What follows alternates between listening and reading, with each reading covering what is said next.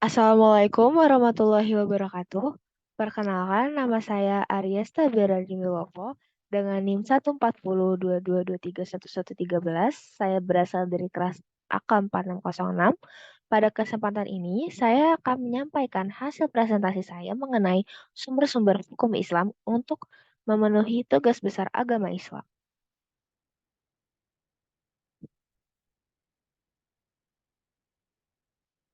Alasan saya memilih topik sumber-sumber hukum Islam karena sum- hukum Islam merupakan pijakan umat Islam dalam menentukan hukum atau norma-norma yang mengatur tatanan kehidupan.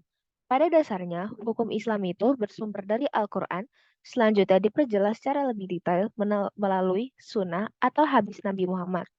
Wahyu yang termuat dalam Al-Quran menetapkan norma-norma dan konsep-konsep dasar hukum Islam yang sekaligus merombak norma atau aturan yang sudah menjadi tradisi di tengah-tengah masyarakat apabila tidak sesuai. Selanjutnya, ada beberapa poin yang akan saya bahas pada presentasi kali ini. Yang pertama ada pendahuluan, yang kedua ada jenis-jenis hukum Islam, lalu yang ketiga ada Al-Quran, yang keempat ada hadis, yang terakhir ada ijma. Untuk selanjutnya ada jenis-jenis hukum Islam. Jenis-jenis hukum Islam terdiri dari tiga. Yang pertama Al-Quran, yang kedua hadis, yang ketiga ijma. Pertama-tama saya akan membahas Al-Quran terlebih dahulu. Secara bahasa, Al-Quran merupakan bahasa Arab, artinya bacaan atau sesuatu yang dibaca berulang-ulang. Term Al-Quran adalah bentuk kata benda dari kata kerja qara'a yang memiliki arti membaca. Hal ini sejalan dengan pendapat Sufi Al-Salih bahwa Al-Quran itu artinya bacaan, asal kata qara'a. Kata Al-Quran itu berbentuk masdar dengan arti isim maf'ul, yaitu makruh atau dibaca. Pendapat ini dikemukakan oleh Sumarjo dan kawan-kawan pada tahun 1971.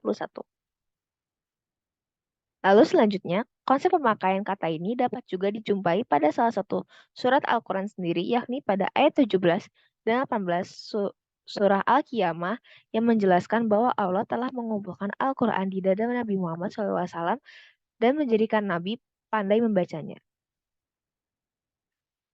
Lalu selanjutnya secara terminologi. Al-Quran diartikan sebagai kalam Allah diturunkan kepada Nabi Muhammad SAW dari surat Al-Fatihah dan berakhir dengan surat An-Nas.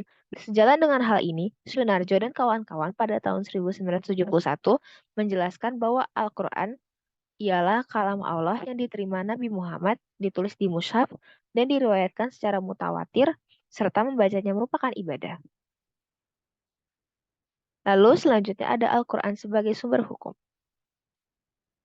Al-Quran dijadikan sumber hukum Islam mengindikasikan bahwa agama Islam menghendaki agar sifat-sifat yang termaktub dalam ajaran dan ketentuan yang mengatur perilaku manusia dalam Al-Quran diterapkan dalam waktu dan kondisi yang tepat. Al-Quran menghendaki manusia agar selalu berbuat baik, sekalipun terhadap orang yang pernah berbuat jahat kepadanya. Al-Quran mengajarkan manusia untuk tetap suci, tetapi tidak dikebiri. Manusia harus berbakti kepada Allah Ta'ala, tetapi tidaklah menjadi rahib atau petapa. Manusia harus berendah hati, tetapi jangan melupakan harga diri.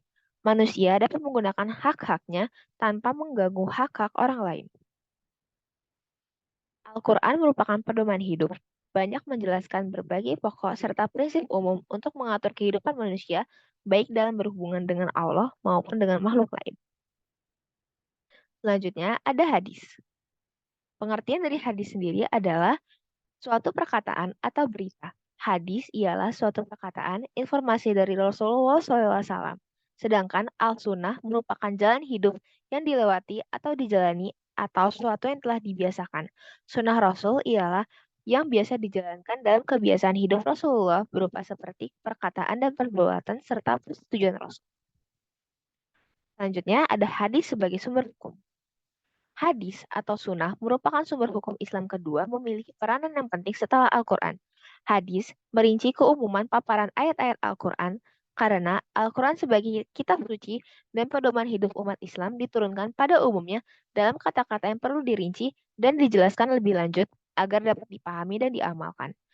Adapun Al-Sunnah dibagi dalam empat macam, yakni yang pertama, sunnah kauliyah ialah segala perkataan Rasulullah, lalu yang kedua ada sunnah fi'iliyah, ialah semua perbuatan Rasulullah, yang ketiga adalah sunnah takririyah, ialah penetapan dan pengakuan dari Nabi terhadap pernyataan maupun perbuatan orang lain, dan yang terakhir ada sunnah hamiyah, ialah sesuatu yang sudah direncanakan untuk dikerjakan tetapi tidak sampai dikerjakan.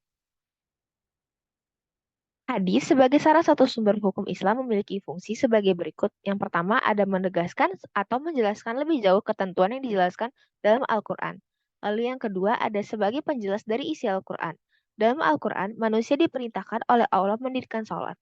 Lalu yang ketiga ada menambahkan atau mengembangkan suatu yang tak ada atau masih samar-samar mengenai ketentuannya dalam Al-Quran. Pada prinsipnya, posisi hadis terhadap Al-Quran berfungsi sebagai penjelas, penafsir, dan perinci terhadap hal-hal yang masih bersifat global. Namun demikian, hadis juga bisa membentuk hukum tersendiri mengenai hal yang tidak ada dalam Al-Quran. Lalu selanjutnya yang terakhir ada ijma. Pengertian dari ijma sendiri merupakan kesepakatan dari seluruh ulama mujtahid tentang suatu hukum syara mengenai satu kasus setelah Rasulullah wafat. Pendapat ini dikemukakan oleh Jazuli dan Ain pada tahun 2000. Ijma ulama menjadi sangat penting dalam menghadapi permasalahan kehidupan umat Islam dalam perkembangan yang sangat pesat dewasa ini. Lalu selanjutnya ada ijma sebagai sumber hukum. Merupakan suatu keharusan ketaatan bagi umat Islam terhadap hasil ijma ulama pada suatu masalah dan hukumnya wajib taat. Hukum dalam mempermasalahan yang telah diputuskan dalam ijma tersebut memiliki nilai qat'i, tidak dapat dihapus ataupun ditentang oleh hasil ijtihad. Contohnya, sebab kesepakatan pendapat dari para mujtahid dalam ijma itu sudah menunjukkan kebenaran yang sesuai dengan jiwa syariah dan dasar-dasar yang umum.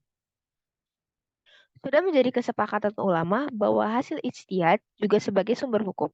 Hasil ijtihad para ulama bisa dijadikan rujukan untuk menetapkan keputusan hukum sehingga dapat dalam Islam hasil ijtihad menjadi salah satu sumber hukum. Adapun ijtihad tersebut berfungsi sebagai metode dalam penerapan hukum.